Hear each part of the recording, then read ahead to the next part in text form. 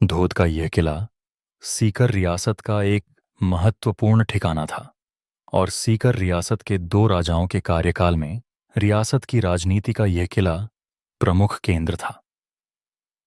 कभी इस किले पर मुकंद जी का शासन था।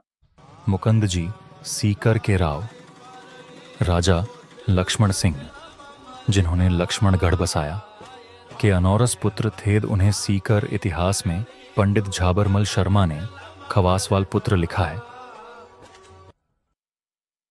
राजस्थान में राजपूत राजा या ठाकुर जब किसी विजातीय महिला या दासी को पत्नी बनाते थे तब उसे पासवान व दायत आदि पदवी दी जाती थी।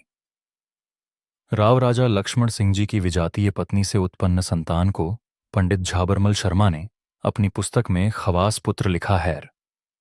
धोद के इस किले पर मुकंद जी का शासन था। हालांकि उन्हें धोद की जागीर कब दी गई, यह किला खुद मुकंद जी ने बनवाया या पहले से यहाँ छोटा मोटा किला मौजूद था, इसके बारे में उपलब्ध इतिहास की किताबों में जानकारी नहीं है। बेशक इस किले को लेकर इतिहास मौन है, पर इतिहास में इस किले के स्वामी रहे खवास।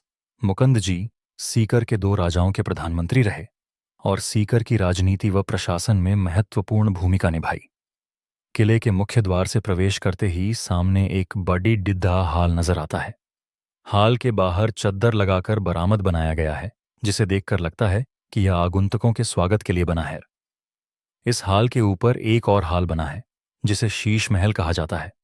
आज इसमें शीशे का काम तो कहीं नजर नहीं आता, पर अंदर से देखने पर सहज अंदाजा हो जाता है कि इस हाल में कभी महफिलें सजती और नर्तकियां नृत्य करती थीं।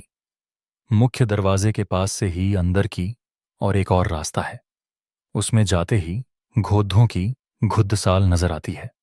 घुद्धसाल के सामने एक और दरवाजा नजर आता है जिसे देखकर लगता है कि कभी यह जियाराच यहीं तक सीमित था। उसके बाहर के निर्माण बाद में करवाए गए हैं। इस दरवाजे के अंदर जाते ही एक कक्ष नजर आता है जहां कभी इस किले का शासक दरबार लगाता था। प्रांगण के एक कोने में एक छोटा द्वार नजर आता है जिसके आगे जनाना ड्योरही है, जिसमें किले के शासक की रानियां और महिलाएं रहती थीं। उनके अलग अलग कक्ष बने हैं। रखरखाव व देखरेख के अभाव में किले में कई जगह ऐसे स्थान भी नजर आते हैं जो देखने पर लगता है कि असामाजिक तत्वों ने गड्ढा हुआ धन निकालने के लालच में यहां खुदाई की है। Eight धौड fort